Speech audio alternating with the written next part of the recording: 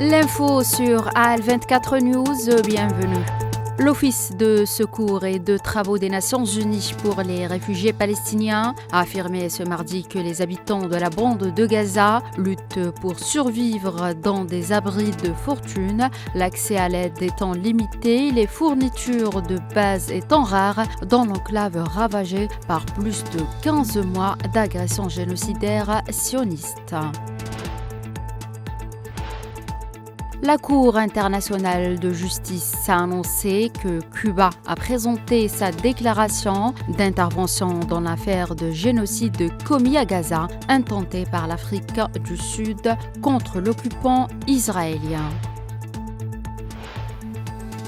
Le nouveau président libanais Joseph Aoun a nommé lundi le président de la Cour internationale de justice, Nawaf Salem, comme premier ministre chargé de former un nouveau gouvernement, a déclaré la présidence.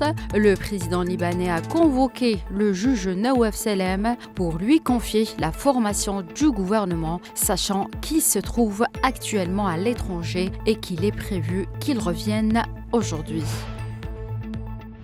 Le nombre d'entrées irrégulières dans l'Union européenne enregistré en 2024 est tombé à son plus bas niveau depuis 2021, a déclaré ce mardi l'Agence européenne de surveillance des frontières.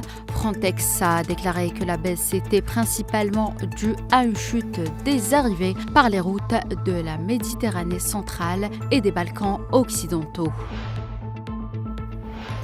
L'autorité britannique de la concurrence a annoncé ce mardi l'ouverture d'une enquête sur la position de Google sur le marché des moteurs de recherche et son impact sur les consommateurs et les entreprises.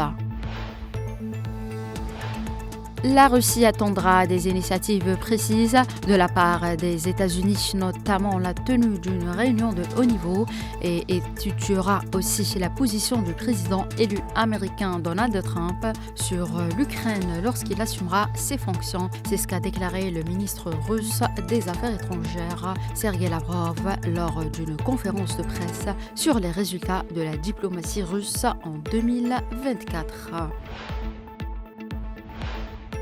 La Cour constitutionnelle de Corée du Sud a tenu ce mardi une très courte audience pour lancer l'examen de la destitution du président suspendu Yoon Suk-yeol, un procès qui aboutira soit à sa déchéance définitive pour sa tentative ratée d'imposer la loi martiale, soit à son retour au pouvoir.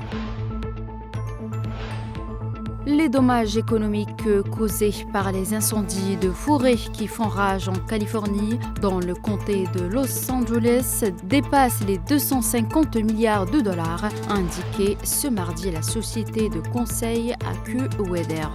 C'est la fin de cette édition. Merci de l'avoir suivi.